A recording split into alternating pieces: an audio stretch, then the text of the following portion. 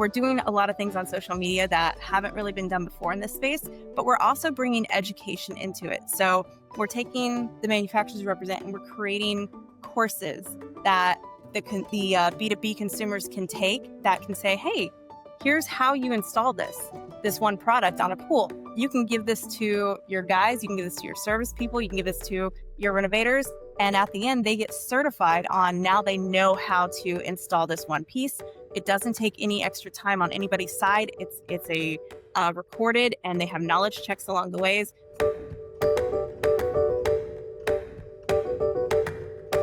Hello, welcome to EdTech Leaders. Today we have Laci Davis, the co-founder of the Grit Game. We'll be diving into how the Grit Game is changing the model for how to help pool and spa manufacturers make more money by leading the way in educating pool and spa professionals and resellers how to grow their businesses. Welcome, Laci. Thanks, Oliver. Happy to be here. Thank you. Did I say that right? Yeah, you nailed All right. it. Great. So tell us how you do it. What do you teach? Well, it depends. So me, myself, and we are very heavy onto marketing. Branding is what I specialize in on my side of it. My husband is more into the business depth of ROI in real life, how to generate leads. But then we have more team members that are more specific, how to set up your retail store. It's just so many different layers of what gets taught, but it's all centered around how do we make your business better, which is fun. How did you get into this? By accident. 100% by accident. So my husband and I worked for a very large pool company in our space a few years back. Johnny was there for about 16 years. I was there for about 4 or 5. And during one of the shows, the trade shows, we were having conversations about how do we continue to grow? How do we continue to 10x the business? How do we continue to make it bigger and better? And you just saw this little moment in his head where he said, I really don't think it's going to go in the direction that I thought it was going to do anymore. So, maybe you sleep on that, right? We've got a good thing going here. Maybe you sleep on that. And the next morning he woke up and he put in his 2 weeks notice, but he said, hey, I slept on it. So I said, okay, great. Tough guy. What are we going to do now? And he said, I really am super passionate about helping small and medium-sized businesses grow. That's what I did with this company. They're very successful. I just want to keep doing that. So he thought he was going to go into consulting. Well, we went into another trade show about 4 or 5 months down the road, and we met up with a manufacturer that at the last company, we had made all these promises to help grow their product line with the company we were at. And we said, hey, we're not with them anymore. We're doing this new thing, but we still want to make good on that promise. How can we continue to support your business? We were thinking consulting, right? And they said, guys, could you represent our product? Could you be our reps? And they were a Canadian company. We said, yeah, of course we can. What territory were you thinking? We were in the Southeast at the time. They said, how about the United States? Okay. That's 2 people. That's, you know what? Yes, we will fulfill that old promise this way. Sure, we can do that. So that was February of 2023. So that was less than 3 years ago. In order to keep that promise, we had to build and scale a team very quickly. We are now up to a team of 32. Over 22, 25 of those are actual out in the field sales representatives, sales and marketing reps that go and talk about the products. And then we are international. We're both in the US and Canada. So we've grown extensively. And the whole thing is we got into this one to help small to medium-sized businesses grow. We thought that was going to be the B2B users, the pool builders, the pool dealers, the retail store owners, the distributors. We thought we were going to help them. We are inadvertently, but now we have this bracket that's also the manufacturer side. So the manufacturers hire us to go out and promote their products, educate the buyers on their products. But in turn, because we get all that face time with these dealers, these builders, these retailers, we get to help their businesses too. So it's fulfilling that mission whole circle, which is neat. So you kind of combined the two and in a way accidentally created a new business model, sounds like? Well, yes, but no. So the rep game has been in effect for a long time. A lot of our competitors, a lot of them are friends. So it feels weird saying, but a lot of our competitors who do the rep side of the business That's very face-to-face driven. If you owned a pool store, if you built pools, I would come in, I'd say, "Hey, Oliver, I've got this great new product. It's innovative. Here's all the benefits of it. Here's how I think it can make you money. Here's some literature on it." And either you're interested or you're not. Some new things that we're doing a little bit differently is we have a huge online presence. Our LinkedIn, for example, we have more followers than a lot of our industry publications like the magazines, which for a sales and marketing company is absolutely huge and amazing. So we're doing a lot of things on social media that haven't really been done before in this space, but we're also bringing education into it. So we're taking the manufacturers we represent and we're creating courses that the B2B consumers can take that can say, "Hey, here's how you install this one product on a pool. You can give this to your guys, you can give this to your service people, you can give this to your renovators." And at the end, they get certified on now they know how to install this one piece. It doesn't take any extra time on anybody's side. It's a recorded, and they have knowledge checks along the ways. So we do that for how to install certain items. We also do that for knowledge, product knowledge, and how to sell items. Because one thing at, let's say it's a swimming pool distributor, they have a whole bunch of products, hundreds and hundreds and hundreds of products that they sell to the pool builder. Well, those people at the front of the counter, one, their high turn rate, right? So we're constantly getting new folks, but they really are only going to sell either what somebody comes in asking for or what they're comfortable with, right? What they're comfortable speaking to. So we provide these education on product knowledge, how to sell it. So those new front of staff, those new front of house people, they have information to say, "Oh, I know what this does. I will sell this more because I understand it. I'm comfortable with it." And so these distributors or a pool retail store that has a front of counter person, they can take these fully free, fully available to them anytime they want online courses that's going to keep those products fresh in mind. So those are just a couple of things that we're doing a little bit differently. So how many new clients do you get who come to you to learn how to grow their business? So it depends on what we're asking about. If we're talking manufacturers, we personally keep a very limited manufacturer line card. My competitors, they are amazing. They've been in this gig for about 30 to 40 years. So they've got more time under their belt versus us that's only been in it 3. I haven't figured out how to be successful with 25 to 45 manufacturers that I support. So we've decided we're going to keep it very limited for a couple different reasons. One, for us, that gives the manufacturers we support a guaranteed spot in the light. Because when I come in and speak to you, Oliver, as a pool store owner, I can't talk about 30 to 40 different product lines, different brands, right? Before the phase clause is over, I can maybe 3 or 4 at a time and then come back with more later. So it gives manufacturers much more guaranteed time in front of a potential buyer. But it allows my team to become specialists because instead of 30 to 45 lines or brands that they represent, they have 9. They have 12 at max. So it's I can be an expert. I can be that go-to source for that end user, for that B2B end user. And it just that makes me happy. So we have right around 15, 16 manufacturers total that we represent. That's not in every territory. Some territories like the West, I think we only have 7 manufacturers that we represent versus, maybe there's a little more in the Midwest. But as far as the pool builders, the retail stores, the distributors, we're, I mean, hundreds, if not well over 1,500 is it would be my easiest guess, but I think it's upwards of that even. Right. But by growing that number of the Hmm. resellers, you're selling more and then you're making more money. You're making money to be clear on commission, Hmm. correct? And Yep. the education is free. Education is free. That's super cool. And are you do you have plans to charge for that or do you want to keep that free? Maybe down the line, right now we're building it and we're happy to give it away because again, the more we give resources away to make a B2B user more knowledgeable on it, the more they're going to like it, the more they're going to understand it, the more they're going to sell it, the more they sell it, the more I make, right? So I'm happy to give those resources for free.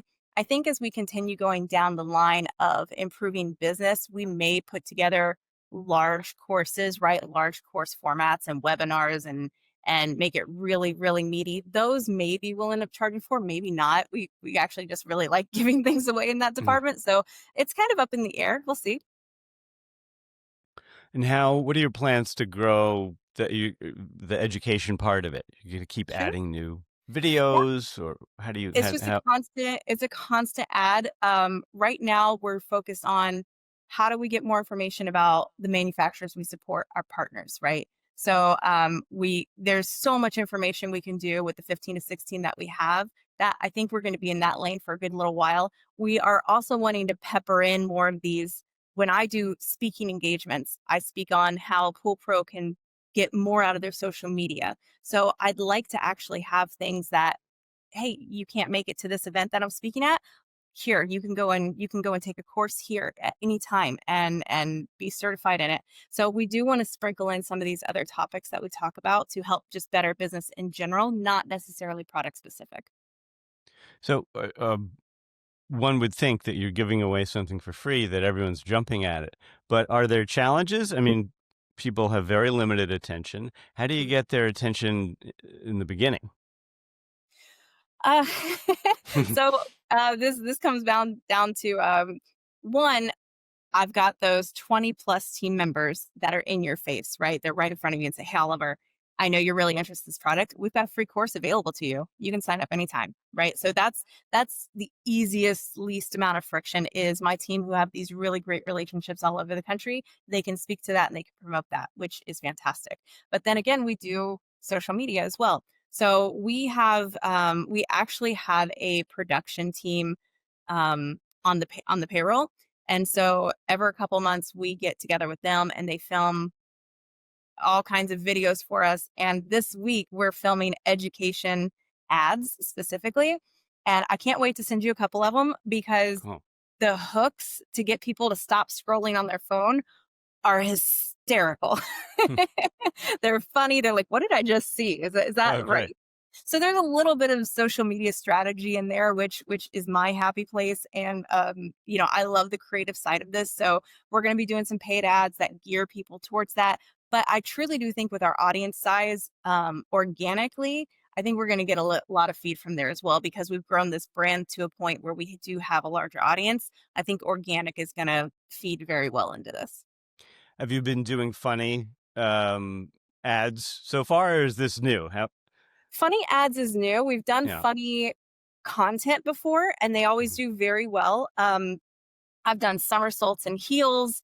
I mean, just into the camera directly, and people are like, "Whoa, what?" And but it stops them, right? They that's the whole thing. And in the first 3 seconds, you've got to stop that scroll, and then in the next 5 seconds, you got to give them a reason to stay there, right? So it's a little bit of psychology, but it's been a lot of fun. Hmm. Why the grit game, by the way?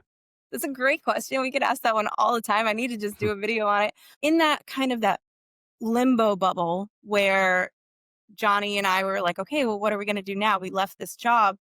We're going to do consulting. Is that really what we're going to do? We were watching a TED talk by Angela Duckworth, and she was going over the power of perseverance. Like, what makes somebody successful? Was it IQ? Was it good looks? What was it? And out of all the studies they did, it ended up being grit.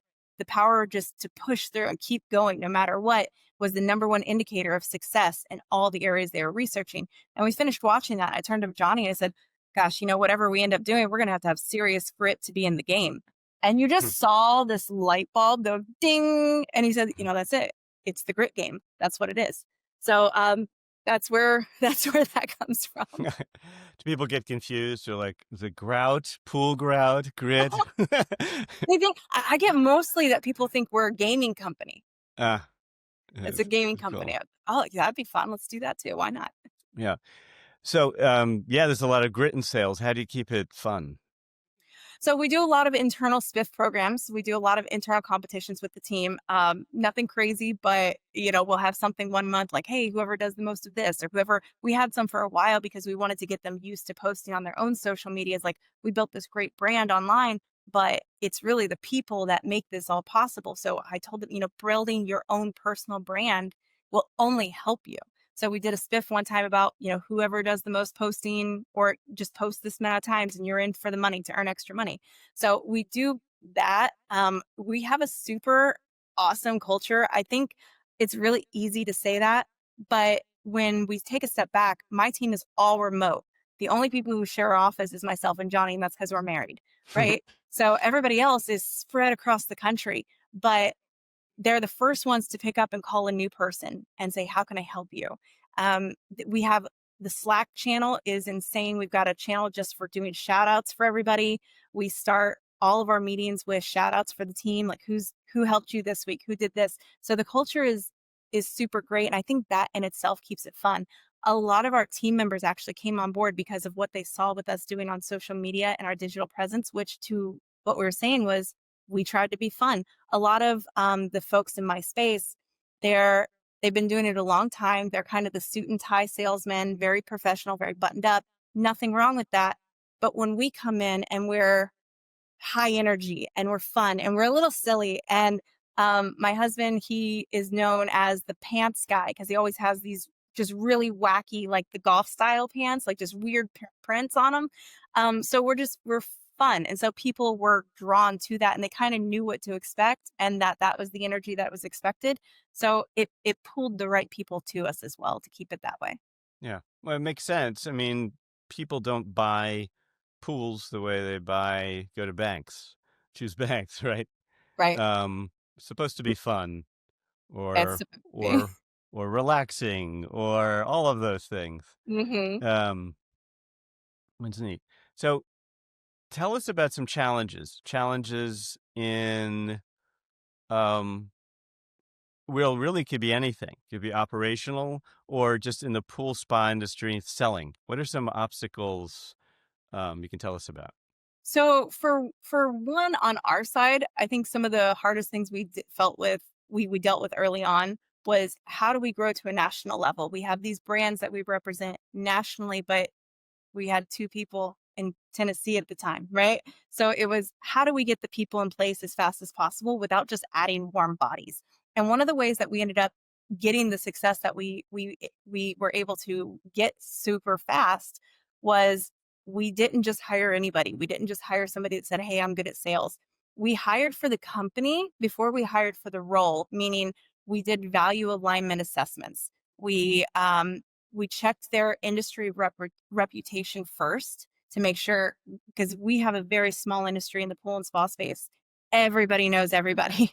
So I wanted to know, what do people say about you? Do they like you? Do you have a good reputation? Do you have good work ethic? Because I can find out very easily with a few phone calls. Um, we hired industry veterans. The average tenure of somebody in the industry on my team is 24 years. Oh, And average is great. I'm actually kind of one of the ones that bring our average down because I've only been in it 8 years. I've got team members that's been in this industry 35, 40 plus years. So we hired big names right out the gate. We hired people that had been in it for a very long time. Part of that was because I didn't want to have to handhold anybody. I didn't have time. I'm trying to grow a company. I didn't want to have to teach people sales. You need to know how to do outside sales, how to run a route, how to schedule your time, how also I want you to already come in with a large customer base that already knows and trusts you and knows, hey, if Oliver pitches this to me, he's vetted it, he believes it, he's not going to steer me in the wrong direction. Why? Because Oliver's never done that to me in the 35, 40 plus years. So we hired industry veterans with great reputation that knew how to do the job so that we could turn them loose. There was no micromanaging. There was very little hand holding. It was, we trust you to run your territory and we'll give you all the tools you need to be successful. So that's one reason we grew at the extent that we did and did very, very well. The pool industry in general, so some challenges outside of the great game is when 2020 happened and the world shut down, everybody in the industry was scared. What are we going to do? People, they're going to want to save their money. No, exact opposite. Everybody was stuck at home with their children. So what did everybody want? They didn't want to travel because they couldn't. RVs weren't a good idea because, again, travel.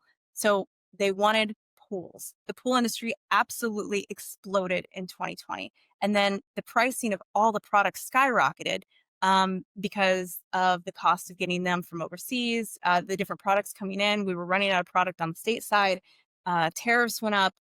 The problem is that after 2020, everything started to kind of plateau again, end of 23, early 24. prices never went back down. So the prices of the pool are still really, really high. So when consumers are now saying, I want a pool, well, that's great. But what you used to be able to get an above ground pool for now, the above ground pool pricing today is equivalent to what you used to be able to get to a small concrete or fiberglass pool. So the pricings have just increased dramatically. One of the things we've done to kind of combat that is we've partnered with Lion Financial, which that shouldn't sound super interesting from the outside, but what it means from the rep side is very unique because Lion Financial is a lending partner. They don't sell, like, I can't say, hey, Oliver, I'm going to sell you this pen and then I'll make a commission off of this pen. They don't sell a physical, tangible product, right? So we've been able to partner with some of our clients that don't sell traditional products that wouldn't have a traditional commission thing attached to it. Um, which is again how we're doing things just a little bit differently. But the reason that makes sense for us is because when we go out to those builders and they're saying, "Man, my business is down.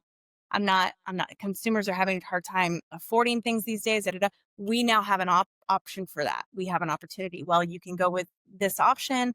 They do backyard financing only. They have a great approval rate. You can do like all these great benefits to doing this. So when we see that there's an issue in the marketplace, when we see that there's a problem in the industry, we go and try to find solutions for those builders so that we have more to offer them and make them successful. Cool. And do you put that together for them and the financing for them, or you just introduce them to We one? we are dot connectors.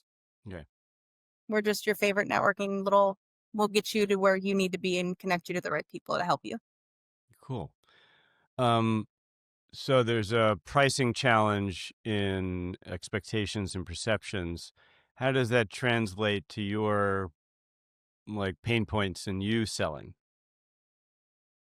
Yeah, no, that's a good question. So a lot of products they come in and they may be, these retailers and these builders are saying, wow, we're getting a lot of great pricing from Chinese made products, but they don't last long. So they're leaving a bad taste in your mouth. But everything else seems to be obnoxiously high price, right? Or maybe they're hard to deal with. We really do a great job at vetting our clients. We go through because we hear the same pain points over and over again. When we're vetting somebody new that wants to partner with us, we ask really good questions. We want to know all about their warranty process. What's your customer service? What's your average time for responding to a customer with a problem? Because we need to know what we're getting in bed with too, right? So we do really, really heavy vetting. We turn down more requests for partnerships than we accept. Again, we keep limited for different reasons, but one of them is we want to do a really good job making sure that we can offer what the marketplace needs, wants, what they're screaming at us their problems are. We don't just want to add to that. We want to be the go-to solution for them. Right. That's partnerships with manufacturers. Hmm. And on the distributor side, right? Yeah, Was it on the distributor side? That's not limited, right? You would take anyone who wants to sell the product, absolutely, pretty much, right? absolutely. There's a little bit of doing business there too. It's distributor work is a little bit political, and there's a process of once we get into, let's say, we get a product into distribution, then we got to go out into the market and talk to the dealers and the retailers and say, hey, this is available here now. Let me go and help you walk you through this order. A lot of times you can't get into distribution until you go into the market and create that business and say, here, I've got all these orders for you. You need to bring this in now. Okay. Let's talk a little more about the education. How do you deliver the education? Videos? What's the platform? We have an LMS system. We do that primarily through video. We've done recorded videos where we're sitting just like this, talking to and from, and then ever so often there'll be a break and you check, have a knowledge check, don't pass, let's go back and watch it again and try it again. We have done some really cool things where we've partnered with another company and we'll give them the script, we'll give them the visuals, and then they will create an AI instructor and go through almost a beautiful PowerPoint with all the different slides and everything, and that instructor talking to you. And they look very much like you and me. As new as AI is, it's already very, very good. So that is something that's taken a big lift off of us because, well, now we don't have to sit and record. And if we mess up, we don't have to start over. So being able to do that has been, helps get more things out faster. That's an AI avatar to deliver for the videos. Is that Mhm. correct? But that's not interactive. It's not an interactive coach yet. Nope, but Is that the ones that we've done so far, they're not interactive either. It's a recorded video. okay? And is that something you're thinking about doing? Mhm. Oh yeah. AI interactive coaching? That would be fun. Yeah, cool. What else? Where do you want to go in the next 6 months or year? What's the goal? I want a big sales team. I want bigger and better. I think this year when we started 2025, we said we wanted to bring on 4 to 6 new team members. We're at 13 new team members this year. um so Okay. we like growth. We like bringing in new awesome rock star players into the mix. So I do think we're done growing right now, but 6 months to a year from now, there's definitely some territories that I still need some bodies in. I need some rock stars, and I need to make sure that they're the kind that, veterans, and they do great work and they have great reputation. But growing that area, just pouring gasoline on the education side of the fire, I think that's where we're really going to be successful, because we truly do believe the more you give, the more value you give people, the more they just naturally want to reciprocate. Oh wow, they helped me with this. When it's time, they're gonna be like, what, how do I help you? Oh, it's easy. I got you, Hmm. and these other things that you can help me, it still helps your business. Right. I tell my team all the time, I don't just ever want you selling a product to sell a product. I don't want you selling to make a quota. Right. I want you to sell a product if it's going to help that end user. If it's not, we've got other things to sell them. Right. So it's always about how do we add value, and giving the education, elevating the industry, helping them do better in their businesses, right? Because especially with how the world's moving to e-commerce and marketplace, um, a lot of these brick and mortar stores are really going to suffer if they don't learn a lot of business acumen, how to get involved in e-commerce, where it's appropriate, where it's not, how to position themselves in the marketplace, how to get in front of their customers on social media. All of these different things can help these businesses survive, because while we have shifted into e-commerce, buying online, malls are dying, people don't want to go in, they want it delivered to their door, they want all that convenience. We do think that there's going to be a shift in, is that going away? No. But the consumer is going to want that personal interaction, that personal expertise, especially when it comes to a pool, right? There's water chemistry at play. There's different lighting available to dance with their music and do all these cool things. You can't message Amazon about that information. You can't get somebody, an expert, to come and talk to you about it. So the brick and mortar, at least on the pool side, is going to be around, but only for the customer, only for the B2B businesses that really embrace some of these changes with AI, social media. And we want to be a part of making sure that as many of those businesses stay successful as possible. So you'll train and just keep helping those businesses, and then also you can create assets to help them sell, educate their customers. Kind of education goes down the line. Yeah, yeah. A lot of Yeah. the courses we've made is because one of my sales team members came back and said, "Hey, I've had a couple businesses ask specifically for this. Okay, let's make it. If they need it, let's make it. It's That's easy." that's great. So for anyone interested, the Grit Game, for everyone I hope is interested by now, thegritgame.com.